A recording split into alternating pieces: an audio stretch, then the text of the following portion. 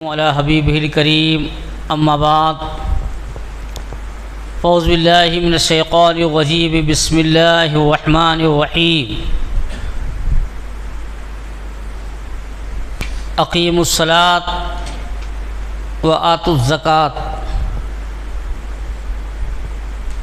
وقال رسول اللہ صلی اللہ علیہ وسلم صلوا کما رأیتمونی اصلی آمنت باللہ۔ حضور اقدس صلی اللہ علیہ وسلم کی بارگاہ میں عقیدت اور محبت کے ساتھ درود شریف پڑھیں۔ اللہم صلی علی سیدنا مولانا محمد بارک وسلم صلاۃ و سلام علیک یا رسول اللہ۔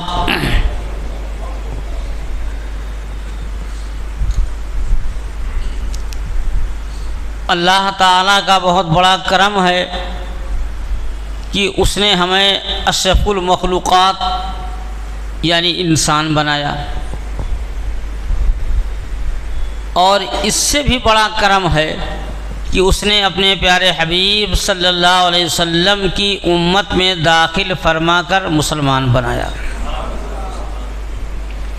یہ ہمارے لیے بہت بڑی سعادت کی بات ہے کہ ہم رسول اللہ صلی اللہ علیہ وسلم کے دامن سے وابستہ ہیں۔ ہمارے پاس کچھ نہیں، لیکن ہمارا سرمایہ رسول اقدس صلی اللہ علیہ وسلم کی ذات بابرکات ہے۔ آج دنیا میں بھی ہم انہی کی عطا سے جی رہے ہیں، پل رہے ہیں۔ کل قیامت میں بھی انشاءاللہ انہی کی شفاعت سے، انہی کی رحمت سے ہم جنت میں داخل ہوں گے۔ ایسے عظیم رسول کے دامن سے وابستہ ہیں، یہ سعادت کی بات ہے کہ نہیں؟ ہمارے پاس تو نامہ اعمال نہیں ہے، تو سب سے بڑا سرمایہ کون؟ رسول اللہ کی ذات۔ قیامت کے دن اگر رسول پاک صلی اللہ علیہ وسلم نے ہم سے منہ پھیر لیا تو کوئی بچانے والا ہوگا؟ کوئی بچانے والا؟ ماں باپ، بھائی بہن، دوست، رشتہ دار، یہ سب دنیا کے ہیں، کوئی بچانے والا نہیں رہے گا۔ ایک سہارا ہمارا اپنے آقا کا ہے۔ تو جب اتنے مشفق، مہربان، کریم ہیں کہ قیامت کے دن ہمیں عذاب نار سے بچائیں گے، اعلیٰ حضرت کے برادر محترم علامہ حسن رضا بریلوی رحمۃ اللہ علیہ فرماتے ہیں، عزیز بچے کو جس طرح ماں تلاش کرے، خدا گواہ یہی حال آپ کا ہوگا۔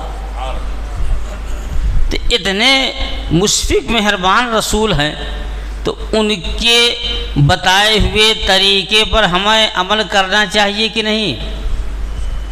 ان کی جو سب سے زیادہ پسندیدہ عبادت ہے، ہمیں وہ عبادت کرنا چاہیے کہ نہیں؟ ایک مسلمان پر بہت سارے فرائض ہیں، مگر سب سے اہم فریضہ کیا ہے؟ نماز، اہم الفرائض۔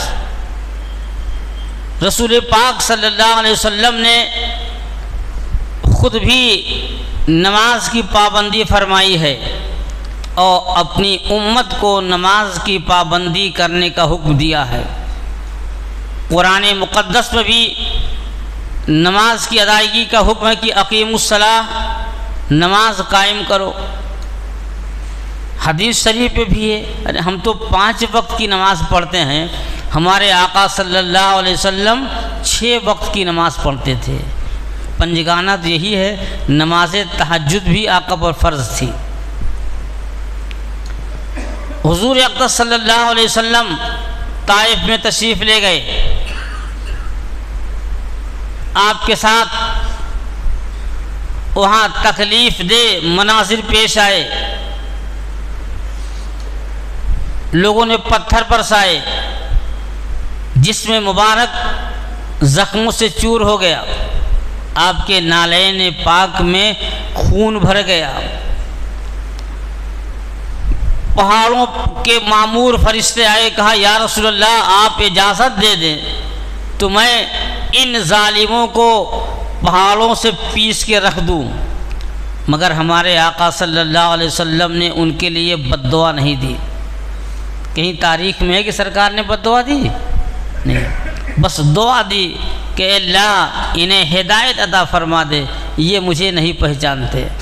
ہدایت کی دعا کی لیکن بد دعا نہیں دی۔ لیکن ایک موقع ایسا بھی آتا ہے کہ رسول پاک صلی اللہ علیہ وسلم نے بد دعا بھی دی ہے۔ کہیں کہ حضور صلی اللہ علیہ وسلم دعا دیتے تھے۔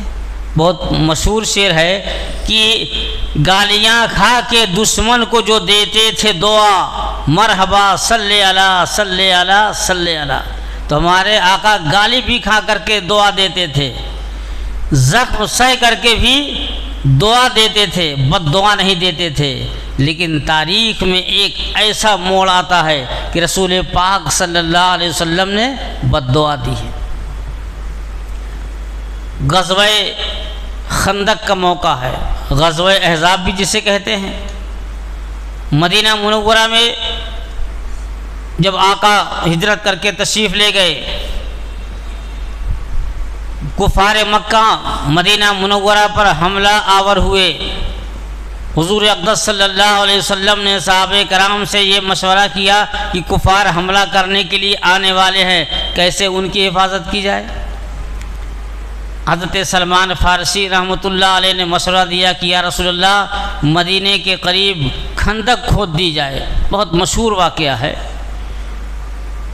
خندق کھودنے کا حکم آقا صلی اللہ علیہ وسلم نے دیا، خندق کھودی گئی۔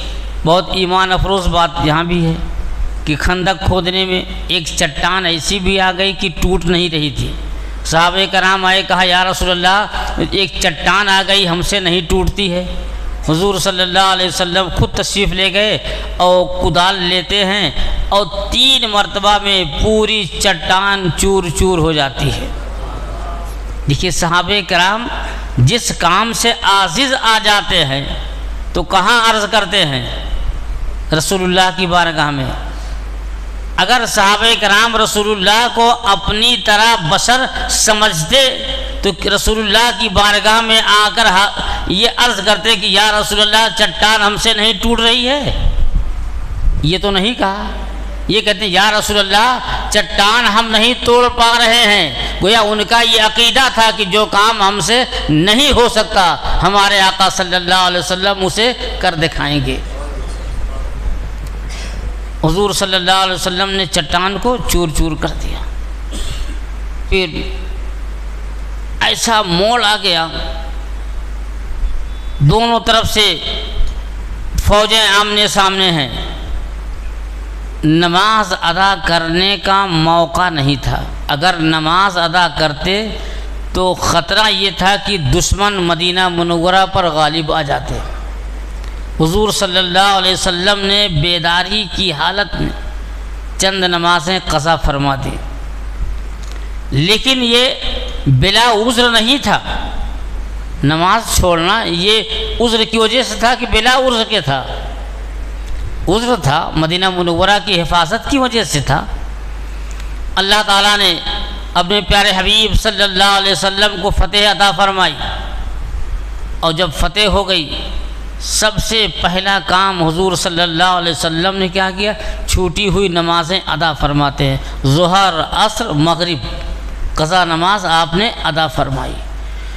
دل اقدس پر نماز چھوٹنے کا اتنا غم تھا کہ اس موقع پر آپ نے کفار مکہ کے لیے بد دعائیں دیں کہ لعن اللہ اور ملأ اللہ قبورہم نارا، اللہ تعالیٰ ان کی قبروں کو آگ سے بھر دے، شغلونا عن الصلاۃ، ان لوگوں نے ہمیں نماز سے روک رکھا تھا۔ جسم زخموں سے چھلنی ہوا، آقا نے بددعا نہیں دی، لیکن نماز پڑھنے سے جو لوگ مانے ہوئے حضور صلی اللہ علیہ وسلم نے ان کے لیے بددعائیں دی ہیں۔ تو معلوم کیا ہوا کہ نماز ایک ایسا اہم فریضہ ہے جو کبھی معاف نہیں ہے۔ جب تک انسان کی عقل سلامت ہے نماز فرض ہے، معاف نہیں، اور جب عقل ہی سلامت نہ رہے تب تو ایک الگ بات ہے۔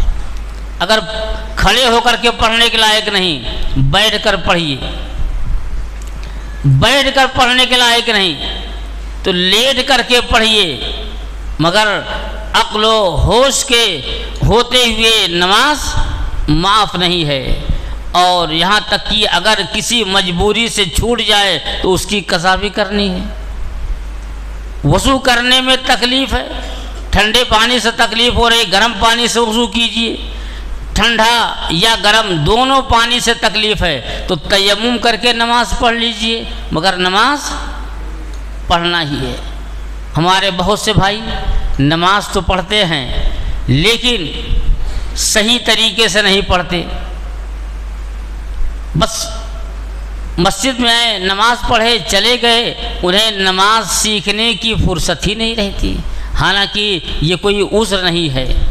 طلب العلم فریضۃ علی کل مسلم و مسلمہ، علم دین حاصل کرنا ہر مسلمان مرد اور عورت پر فرض ہے۔ تو نماز جیسے آپ پر فرض ہے تو نماز کا سیکھنا بھی تو آپ پر فرض ہے۔ آپ کتابیں پڑھیے، علماء کرام سے نماز کا طریقہ سیکھیے، نماز پڑھنے آ رہے ہیں یہ دیکھیے کہ امام صاحب کیسے نماز پڑھتے ہیں، تو جس طرح یہ نماز پڑھتے ہیں ویسے ہی خود نماز پڑھنے کی کوشش کیجیے، تو نماز پڑھنے سے بھی آتی ہے اور دیکھنے سے بھی اس کا طریقہ آتا ہے۔ لیکن ہمارا دل بزنس میں لگا ہوا ہے، بس اذان سن کر کے بھاگے چلے آئے، جلدی جلدی نماز پڑھ کر کے چلے جاتے ہیں، سوچتے ہیں کہ ہم اپنے فریضے سے سبک دوش ہو گئے۔ میرے عزیزو، اس طرح سبک دوش نہیں ہوں گے جب تک کہ فرائض واجبات سنن کی رعایت سے نماز نہیں ادا کریں گے، تب تک آپ کا فریضہ مکمل نہیں ہوگا۔ حضور اقدس صلی اللہ علیہ وسلم نے اپنے صحابہ سے ارشاد فرمایا کہ صلو کما رأیتمونی اصلی، اے میرے صحابہ جس طرح تم مجھے نماز پڑھتے دیکھتے ہو اس طرح نماز پڑھو۔ سبحان اللہ۔ صحابہ کرام امت میں سب سے افضل،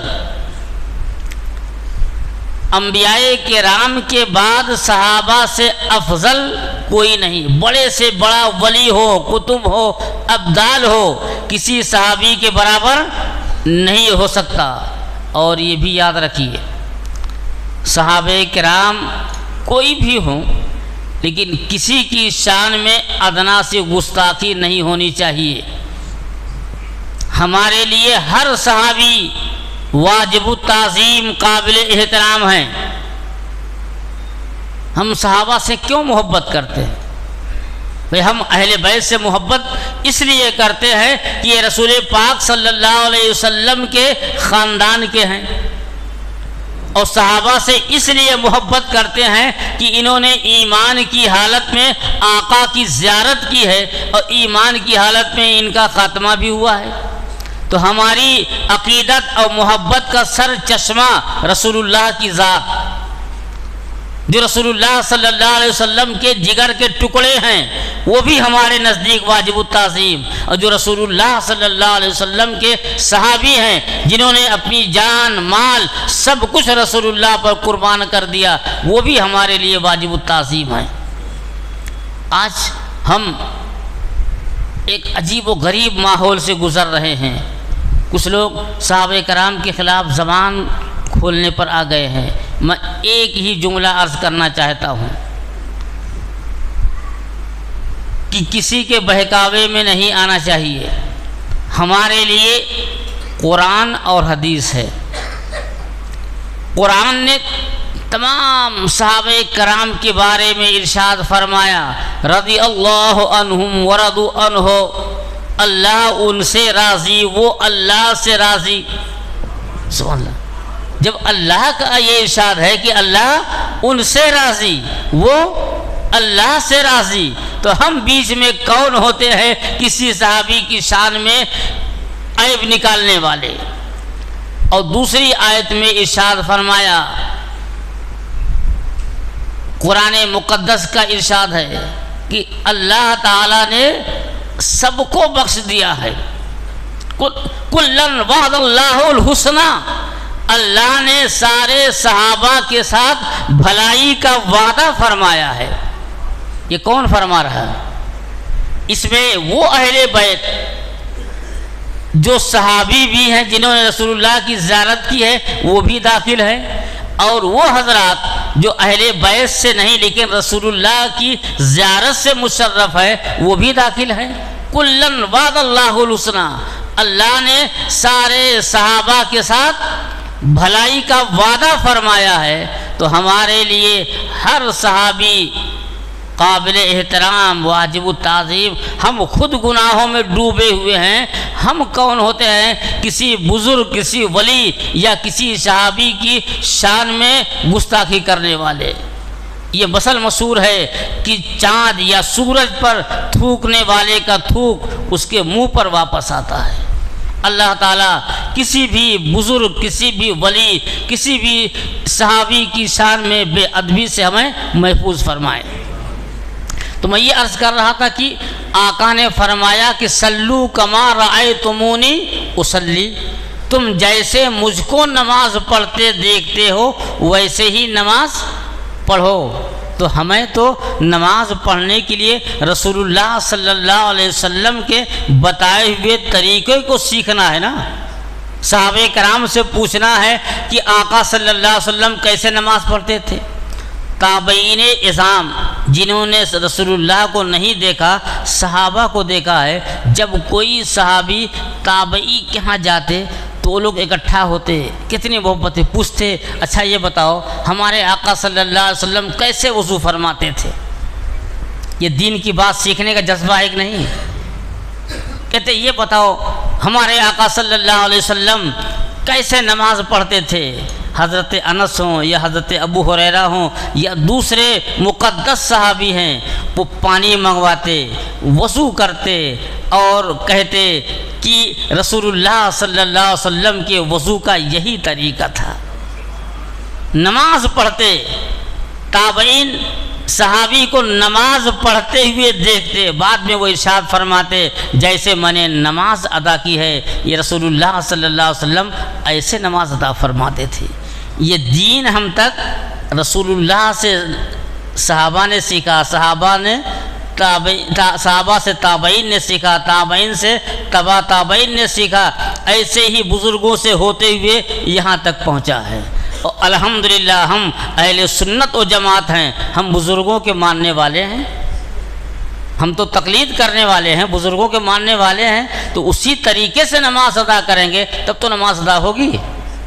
حضور اقدس صلی اللہ علیہ وسلم مسجد نبوی میں تشریف فرما ہے، ایک صحابی آئے، ابھی نئے نئے مسلمان ہوئے تھے، طریقے سے واقف نہیں تھے، ایک طرف آقا تشریف فرما ہے، دوسری طرف وہ نماز کی نیت باندھ لیتے ہیں اور سوچتے ہیں جلدی سے نماز پڑھوں کہ آقا کی بارگاہ میں حاضر ہو جاؤں۔ کتنی محبت رکھتے تھے، جلدی جلدی نماز ادا کر رہے ہیں، آقا صلی اللہ علیہ وسلم ان کے نماز پڑھنے کو بھی ملاحظہ فرما رہے ہیں۔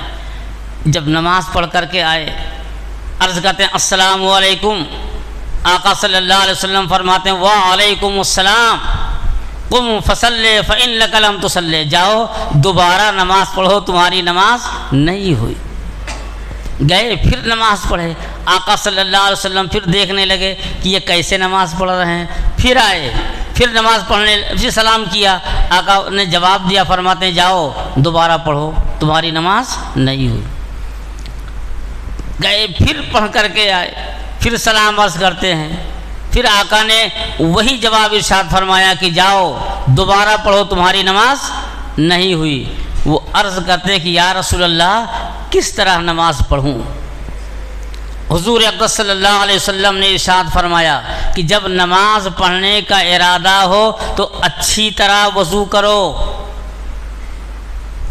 وضو نماز کے لیے کنجی ہے، کہتے نہیں اگر کنجی صحیح نہ ہو تو تالا کھلے گا؟ کیا فرماتے ہیں کہ نماز پڑھنے کا ارادہ ہو تو اچھی طرح وضو کرو۔ وضو کرنے کے لیے کیا وضو کا طریقہ سب کو معلوم، لیکن میں اس لیے بتانا چاہتا ہوں، کچھ بچے بھی ہیں، کچھ بوڑھے بھی ہیں، تو بتا دوں تاکہ سب کو طریقہ معلوم ہو جائے۔ جس کے اندر کمی ہو وہ اپنی اصلاح کر لے۔ وضو کرنے سے پہلے بسم اللہ الرحمن الرحیم پڑھنا چاہیے۔ حدیث شریف میں ہے کہ جس نے بسم اللہ پڑھ کر کے وضو کیا گویا اس نے پوری بدن سے طہارت حاصل کیا، اور جس نے بسم اللہ پڑھے بغیر وضو کیا تو اس نے اتنی ہی طہارت حاصل کیا جتنے حصے کو دھلا ہے۔ تو کتنا آسان، بسم اللہ پڑھیے گویا آپ نے پورے بدن کو پاک کر لیا ہے۔ اور اچھی طرح وضو کرو۔ کچھ لوگ وضو کرتے ہیں جلدی جلدی کرتے ہیں، دیکھا جماعت ہو رہی ہے تیزی سے چلے جاتے، نہیں۔ اگر وضو کرنے میں کچھ بھی حصہ دھلنے سے رہ گیا نماز ہوگی؟ اور ایسا بھی نہیں کہ آدھا وضو ہو جائے، وضو ہوگا تو پورا ہوگا، نہیں ہوگا تو کچھ بھی نہیں ہوگا۔ ایک تالاب کے پاس صحابہ کرام وضو کر رہے تھے، ایک صحابی نے پیر دھلا اور پیر دھلنے کے بعد کچھ حصہ ایڑی کا دھلنے سے رہ گیا، توجہ نہیں ہوئی۔ ہمارے آقا صلی اللہ علیہ وسلم ان باتوں پر نگاہ رکھتے تھے۔ ارشاد فرمایا کہ ویل للعقاب، ایڑیوں کے لیے دردناک عذاب ہے کہ وضو کرنے میں ایڑی کا کچھ حصہ دھلنے سے رہ گیا تو اس کے لیے عذاب ہے۔ یہ تو حضور صلی اللہ علیہ وسلم نے اس موقع پہ ارشاد فرمایا کہ ان کی ایڑی کا حصہ دھلنے سے رہ گیا، اگر کسی کے ہاتھ کا حصہ دھلنے سے رہ جائے تو اس کے لیے بھی یہی وعید ہے۔ تو اس طرح وضو کریں کہ جتنا حصہ دھلنا فرض ہے کچھ بھی باقی نہ رہ جائے۔ گرمی میں تو بدن میں پسینہ کی وجہ سے بہت توجہ کی ضرورت نہیں، لیکن جاڑے میں جب جلد سوکھ جاتی ہے تو گرمی سے زیادہ توجہ کے ساتھ جاڑے میں وضو کرنا چاہیے۔ اور یہ یہاں تو خیر ٹھیک ہے، لیکن ہمارے علاقے میں بہت سخت ٹھنڈک ہے تو لوگ سوتے جلدی وضو کر لے، لیکن دیکھیے ہمارے آقا صلی اللہ علیہ وسلم فرماتے ہیں اسباغ الوضو علی المکارہ، جب وضو کرنا تکلیف دہ ہو اس وقت مکمل وضو کرنا یہ اور فضیلت کی بات ہے۔ امیر المومنین حضرت سیدنا عثمان غنی رضی اللہ تعالیٰ عنہ، سبحان اللہ، تہجد کے پابند تھے۔ رات میں بیدار ہوئے۔ مدینہ منورہ میں جن لوگوں نے ٹھنڈک کا زمانہ دیکھا ہے وہاں کی ٹھنڈک یہ احمد آباد کی ٹھنڈک سے بہت زیادہ ہے۔ مدینہ منورہ میں جب سرد ہوائیں چلتی ہیں تو جیسے یو پی بہار میں ٹھنڈک ہوتی ہے ویسے ہی ہوتی ہے۔ رات میں بیدار ہوئے، تہجد کے لیے وضو کر لیں۔ خادم کی آنکھ کھل گئی، اس نے دیکھا کہ امیر المومنین وضو کرنے جا رہے ہیں۔ عرض کیا حضور ٹھہر جائیں، میں پانی گرم کر کے لاتا ہوں تب آپ وضو کریں۔ امیر المومنین نے منع فرما دیا، کہا نہیں، جب وضو کرنا تکلیف دہ ہو اس وقت وضو کرنا یہ اور زیادہ فضیلت کا سبب ہے، تو مجھے ثواب سے نہ روکو۔ سبحان اللہ، وہ جذبہ ایمانی تھا۔ اور آج ہم کیا ہیں، ذرا سی ٹھنڈک لگ گئی، ذرا سا زکام ہو گیا، ہلکا سے بخار ہو گیا تو کھانا نہیں چھوڑتے ہیں، چائے نہیں چھوڑتے ہیں، سب سے پہلے کون سا کام چھوڑتے ہیں؟ نماز۔ کہتے ہیں طبیعت ٹھیک نہیں ہے، ارے نماز پڑھو تو نماز کی برکت سے ٹھیک ہو جائے گی۔ بھئی ہماری نماز، آج سائنسداں جو غیر مسلم ہیں وہ بھی نماز کا اقرار کرتے ہیں کہ یہ بہت اچھی عبادت ہے اور اس سے بہت اچھی ایکسرسائز ہو جاتی ہے۔ وہ تو ایکسرسائز کے اعتبار سے دیکھتے ہیں، ہم تو عبادت کے اعتبار سے دیکھتے ہیں۔ تو اچھی طرح وضو کرو۔ اور اب آئیے، اگر جماعت ہو رہی ہے، کچھ لوگ جماعت ہو دوڑتے آتے ہیں، نہیں، جماعت ہو دوڑ کر کے مت آئیے، آہستہ آہستہ چلیے۔ نماز کے لیے دوڑنا مکروہ ہے۔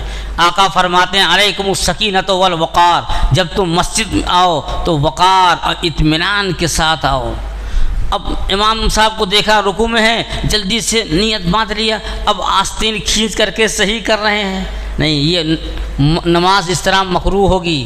پہلے ہی آپ آستین صحیح کر لیجئے، پہلے ہی آپ جو ہے وضو کے جو قطرات ہیں ان کو سکھا لیجئے، پوچھ لیجئے، تب نماز شروع کیجئے۔ اب نماز شروع کر رہے ہیں اور اسی میں پوچھ رہے ہیں تو دل کہاں لگا رہے گا؟ نماز کی طرف کہ دوسری کی طرف؟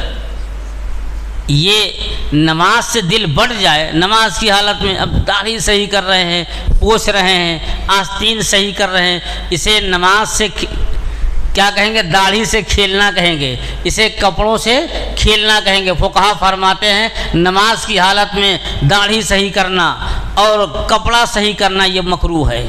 آئیے اطمینان کے ساتھ آئیں اور نیت باندھیں۔ دیکھیے نیت کیسے باندھی جاتی ہے۔ نیت کی میں نے 2 رکعت نماز فرض جمعہ پڑھنے کے واسطے اللہ تعالیٰ کے پیچھے اس امام کے منہ میرا کعبہ شریف کی طرف اللہ اکبر، یہ ہے نیت نہیں۔ اب آپ مجھے دیکھیے کہ نماز پڑھنے کا صحیح طریقہ کیا۔ نیت جب باندھے تو اللہ اکبر کان تک ہاتھ لے جائیں، یہ سنت طریقہ نہیں ہے۔ آپ نماز کے لیے کھڑے ہوتے ہیں تو آپ کا چہرہ، آپ کا سینہ جہاں تک ہو سکے قبلہ کی طرف ہو، تو یہ ہتھیلی بھی قبلہ کی طرف ہونی چاہیے۔ اس طرح اللہ اکبر کہیں کہ ہتھیلیاں بھی قبلہ کی طرف ہوں۔ اگر اس طرح اللہ اکبر کہیں گے اب ہتھیلیاں قبلہ کی طرف ہوں گی تو یہ سنت طریقہ ہوا نہیں۔ تو کس طرح کریں گے؟ ہتھیلی قبلہ کی طرف ہو اور انگوٹھا کان کی لو تک ہو، اب کہیں اللہ اکبر۔ لیکن اگر امام رکوع میں پہنچ گئے ہیں، اب آپ زبان سے کہیں نیت کی میں نے 2 رکعت نماز فرض جمعہ کہیں، تب تو امام صاحب رکوع سے کھڑے ہو جائیں گے، رکعت ملے گی کہ نہیں ملے گی؟ نہیں ملے گی نا۔ تو زبان سے نیت کے الفاظ ادا کرنے کی ضرورت نہیں، دل میں سوچ لیجئے کہ ہم امام کی ابتدا میں جمعہ پڑھ رہے ہیں، امام کی ابتدا میں ہم ظہر یا مغرب یا جو بھی نماز ہو، بس دل میں سوچا اللہ اکبر کہہ کے چلے گئے تو آپ کی رکعت مل جائے گی۔ لیکن اللہ اکبر یہ تکبیر تحریمہ بالکل کھڑے ہو کر کے کہیں اور دیکھا امام صاحب رکوع میں ہیں، اللہ اکبر جھکتے ہوئے اللہ اکبر کہیں گے تو نماز نہیں ہوگی، کیونکہ تکبیر تحریمہ کے لیے قیام شرط ہے۔ تو پہلے کھڑے ہو کر سیدھے اللہ اکبر کہہ کر نیت باندھ لیں۔ اب اس کے بعد امام رکوع میں ملے تو سبحان اللہ نہ ملیں تو آپ نماز میں تو شامل ہو گئے۔ تو جھکتے ہوئے نہ کریں، سیدھے کھڑے ہو کر کے اللہ اکبر کہیں اور ہاتھ باندھنے کی ضرورت نہیں ہے، بغیر ہاتھ باندھے اللہ اکبر کہتے ہوئے رکوع میں چلے جائیں۔ نہ ہاتھ باندھیں نہ ثنا پڑھیں، ہاتھ باندھیں گے ثنا پڑھیں گے تو وہ رکعت چھوٹ جائے گی۔ لیکن اگر آپ اپنی نماز تنہا پڑھ رہے ہیں یا شروع جماعت سے ہیں تب تو ہاتھ باندھنا ہوگا۔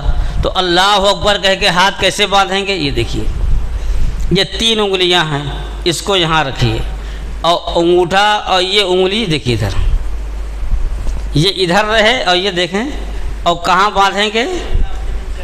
تو طرح طرح کے لوگ ہیں، کہیں سینہ باندھیں، ہم کو ان سے مطلب نہیں ہے۔ ہم حضرت علی مولائے کائنات رضی اللہ تعالی عنہ فرماتے ہیں کہ میں نے دیکھا کہ رسول پاک صلی اللہ علیہ وسلم اپنا دست مبارک ناف کے نیچے رکھتے تھے، تو 3 انگلیاں اس پر رکھیں اور انگوٹھا یہ ادھر اور ناف کے نیچے۔ اب ثنا پڑھیں، ثنا پڑھ کر کے خاموش رہیں گے۔ اگر امام صاحب کے ساتھ پڑھ رہے ہیں تنہا پڑھیں گے تو اعوذ باللہ اور بسم اللہ پڑھ کر کے پھر رکوع میں جائیں۔ رکوع میں بے احتیاطی کیا ہوتی ہے؟ رکوع کیسے کرنا چاہیے؟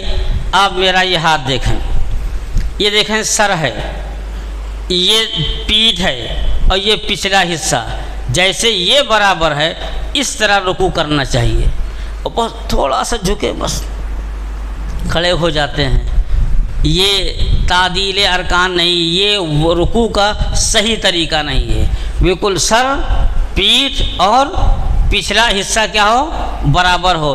اس کی مثال ہمارے بزرگوں نے دی ہے کہ اگر رکوع کی حالت میں پیالے میں پانی رکھ کر کے پیٹھ پر رکھ دیا جائے اور پانی رک جائے تو سمجھ لیجئے کہ آپ کا رکوع مکمل ہو گیا ہے۔ اور رکوع کی حالت میں گھٹنے پر ہاتھ رکھیں، مگر ہاتھ اس طرح نہیں رکھیں گے، انگلیاں پھیلی ہوں۔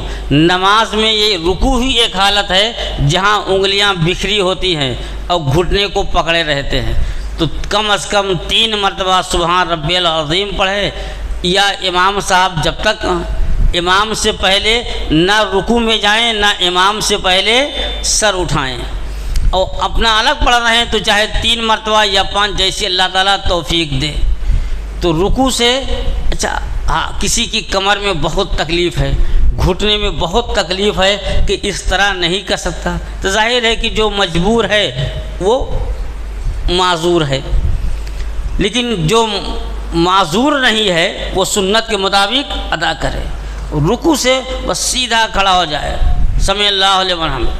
کچھ ابھی رکوع سے کھڑے نہیں ہوئے کہ پھر سجدے کے لیے جھک جاتے ہیں، یہ بھی طریقہ غلط ہے۔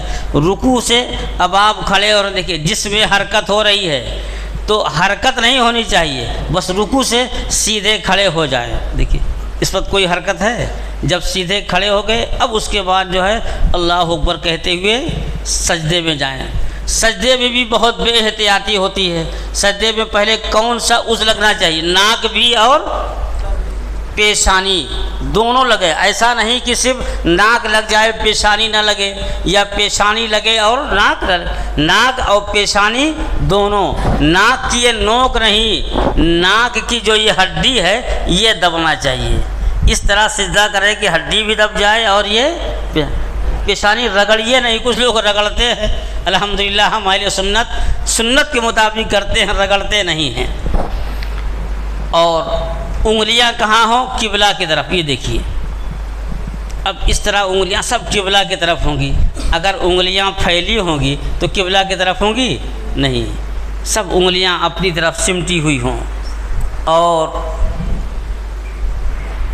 یہ ہاتھ دونوں طرف ہاتھ ہوں، اور یہ جیسے ہمارا سر اس طرح سجدہ کریں کہ دونوں ہاتھ اس طرح سجدہ کرتے ہیں، ہاتھ نیچے رہے گا اور سر آگے، یہ بھی سنت کے خلاف ہے۔ دونوں ہاتھ اس طرح ہوں اور بیچ میں کیا ہو؟ سجدہ ہو، اور کم سے کم 3 مرتبہ سبحان ربی الاعلیٰ کہیں۔ اس میں ایک اور احتیاط کی ضرورت ہے کہ پاؤں کی انگلیاں، میں سفر کر رہا تھا، ایک شخص کو دیکھا نماز پڑھتے ہوئے، بس رکی، نماز پڑھنے کے لیے اترا، اور میں نے اس کے سجدے کی کیفیت دیکھی، میں نے کہا یہ اپنا نہیں غیر ہے۔ سجدہ کے طریقے سے میں نے سمجھ لیا ہے کہ دیکھیں سجدے کا طریقہ کیا کہ یہ پاؤں مان لیجئے، پاؤں کی انگلیوں 3 انگلی کا پیٹ زمین سے لگا رہے، جیسے یہ انگلیاں ہیں اس طرح سجدہ کرنا چاہیے۔ اب کچھ لوگ کرتے ہیں انگلیاں دیکھیے کھڑی رہتے ہیں، اگر انگلیاں اس طرح کھڑی رہے تو آپ کا واجب ادا نہیں ہوگا۔ کیسے کریں؟ ہر پاؤں کی 3 انگلی کا پیٹ زمین سے لگے، اور اگر 5 لگ جائے تو بہتر ہے، نہیں تو کم سے کم 3 انگلی کا پیٹ زمین سے لگے، تب جا کر کے واجب ادا ہوگا۔ علامہ شامی رحمۃ اللہ علیہ یہ مسئلہ لکھنے کے بعد لکھتے ہیں والناس عنہ غافلون، کہ لوگ اس مسئلے سے غافل ہیں۔ تو 3 انگلی کا پیٹ اور پھر سجدہ کر کے اٹھے، سیدھے بیٹھ جائیں، پھر جیسے جو حرکت ہو رہی تھی حرکت ختم ہو جائے، پھر اللہ اکبر کہتے ہوئے دوسرا سجدہ کریں۔ ابھی سجدے سے اٹھے نہیں سیدھے ہوئے اور پھر دوسرا سجدہ کرتے ہیں، یہ بھی سنت کے مطابق نہیں ہے۔ اور جب سجدہ کریں، سجدہ کر کے جب بیٹھتے جس کو قاعدہ کہتے ہیں، تو ران پر انگلی رکھی جاتی، تو انگلی کس طرح رکھیں گے؟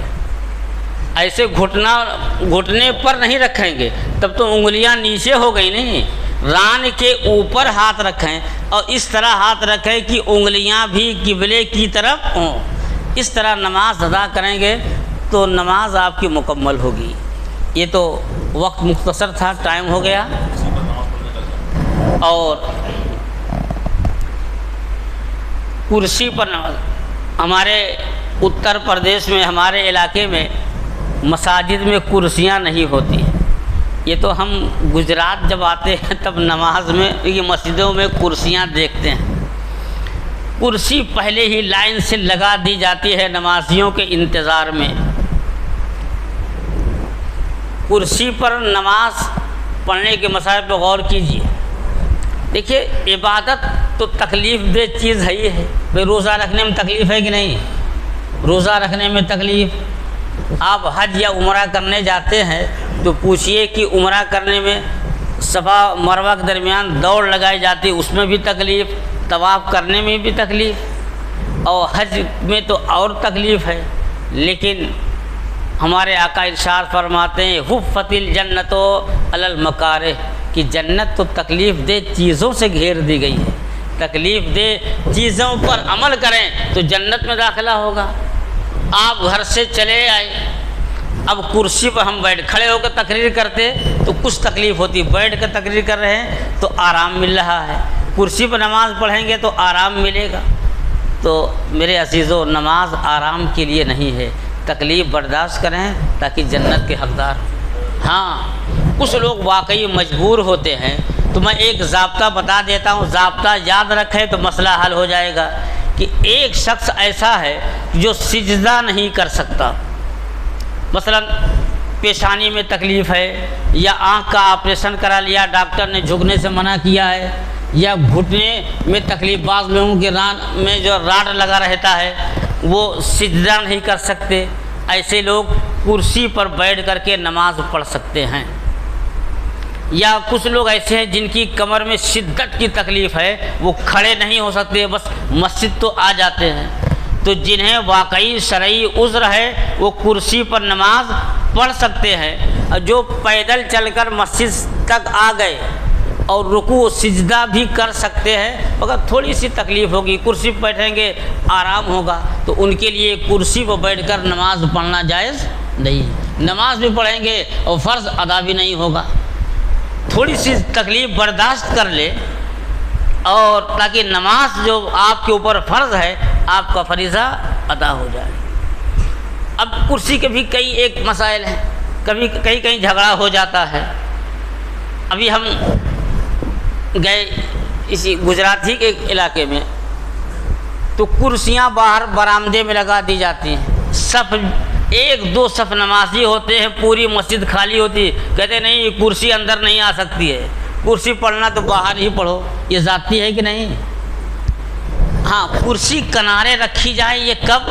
جبکہ صف پوری بھری ہو تو کرسی پر اس کنارے یا اس کنارے کرسی پر بیٹھ کر نماز پڑھیں، لیکن ایک صف پوری ہو گئی اور دوسری صف پوری نہیں، اب نماز ہی نہیں، تو کرسی لے کر کے یہیں جہاں جگہ خالی ہے وہیں بیٹھ کر کے نماز پڑھیں۔ اب اگر کوئی دوسرا نمازی آ جائے تو کرسی پر بیٹھ کر نماز پڑھنے والوں کے بغل وہ نیت باندھ لے، اس کی نماز میں کوئی خلل نہیں ہوگا۔ اب ایسا نہیں ہے کہ ابھی دو چار آدمی صف میں ہیں اور کرسی ہمیشہ کنارے ہی رکھیں، یہ تو قطع صف ہو جائے گا، اور قطع صف کیا ہے؟ گناہ ہے۔ ٹائم ہو گیا، اللہ تعالی ہمیں آپ کو سنت کے مطابق نماز پڑھنے کی توفیق عطا فرمائے۔ یار زندہ صحبت باقی پھر انشاءاللہ۔ مسئلہ اور حل کر دیں پہلے جی فرمائیں۔ بعض لوگ جو ہے جماعت کے ساتھ نماز پڑھتے ہیں، تو جب قیام ہوتا ہے، حالانکہ قیام اوپر سے ثابت ہو چکا ہے، صف میں کھڑے ہو کر وہ آگے کی طرف کھڑے ہو جاتے ہیں، جی کرسی پر جب رکوع کرنا ہوتا ہے تو کرسی پر بیٹھ جاتے ہیں۔ یہ کہاں کس حد تک درست ہے اس کا؟ جب قیام ثابت ہو گیا تو دیکھیے کیا کہہ رہے ہیں؟ اچھا، جو سجدہ نہیں کر سکتا اس کے اوپر سے قیام ساکت۔ اب یہ ضروری نہیں ہے کہ وہ کھڑے ہو کر کے نماز پڑھے، وہ ابتداءً بیٹھ کر کے ہی نماز پڑھ سکتا ہے، تو کھڑے ہو کر کے بھی پڑھ سکتا ہے اور بیٹھ کر کے، لیکن اب بیٹھ کر کے پڑھنا ہی اس کے لیے افضل ہے۔ اور اگر کھڑے ہو کر پڑھنا چاہتا تو کرسی تھوڑی سی پیچھے کر لے تاکہ وہ سب کے برابر رہے، پیچھے کی سب تکلیف میں آئے، تو اتنا نہ کرے کہ ان کو تھوڑا سا کر لے تاکہ سب کے برابر ہو جائے، یا جب اس کے اوپر سے قیام ساکت ہے تو ابتداءً ہی کرسی پہ بیٹھ کر کے پڑھے تاکہ سب سے آگے بھی نہ ہو اور کسی کو تکلیف بھی نہ پہنچائے۔ آپ کیا کہہ رہے ہیں؟ یہ کہہ رہے ہیں کہ بعض لوگ نماز پڑھتے ہیں تو یہ پینٹ آگے سے پھٹی ہوتی ہے، ہاں، جس پہنے ہوتے ہیں پیچھے سے پینٹ کھسک جاتی ہے۔ یہ تو بہت ضروری مسئلہ تو جو دلائی۔ دیکھیے، نماز پڑھنے میں جسم کا کچھ ایسا حصہ ہے جس کو چھپانا شرط ہے، فرض ہے، اور پینٹ کیا ہے؟ پینٹ پہنے رہتے ہیں اور اوپر شرٹ بہت چھوٹی رہتی ہے، وضو بناتے ہیں، اب دیکھیے جو ہے شرمگاہ کھلی رہتی ہے، رکوع میں جاتے ہیں تو شرمگاہ کھل جاتی ہے، تو اگر نماز پڑھ رہے ہیں کسی بھی رکوع کی حالت میں، سجدے کی حالت میں، یہ شرمگاہ کا حصہ 4 انگل اگر کھل گیا ان کی نماز نہیں ہوگی۔ نماز پڑھنے کے لیے آئیے تو پورا کپڑا پہن کے آئیے جس سے وہ حصہ چھپا رہے جس کا چھپانا فرض ہے۔ اور اب تو نیا فیشن ہو گیا کہ جو ہے پھٹی پینٹ پہن کر کے آتے ہیں، اب پینٹ یہاں سے پھٹ گیا، یہاں سے ہم نماز پڑھیں گے تو ظاہر ہے کہ 4 انگلی کے برابر اگر یہ جو پھٹ ہے تو نماز ہوگی نہیں۔ اس لیے پھٹا پینٹ پہن کر کے، پھٹا پینٹ ایسا پینٹ پہننا جائز ہی نہیں ہے کہ جس کی سے بے ستری ہو، لوگوں کی نگاہ اس پر پڑے، چاہے نماز میں ہو، چاہے کام پر ہو، چاہے کہیں بھی ہو۔ مسلمان اپنی شریعت کا لحاظ رکھیں، اللہ کا شکر ادا کریں کہ اللہ نے آپ کو کپڑا عطا فرمایا، کپڑا خرید سکتے ہیں تو پھٹا ہوا کپڑا ہرگز نہ خریدیں، اور صحیح اچھا کپڑا خریدیں جس سے نماز ادا ہو، مسجد میں آپ جا سکتے ہیں۔ اور کوئی مسئلہ؟ ہمارا قیام رہے گا بھی نماز کے بعد، اگر کسی کو کوئی مسئلہ پوچھنا ہے تو آ جائیں اور انشاءاللہ ہم جواب دینے کی کوشش کریں گے۔ اللہ تعالیٰ آپ سب کو سلامت رکھے۔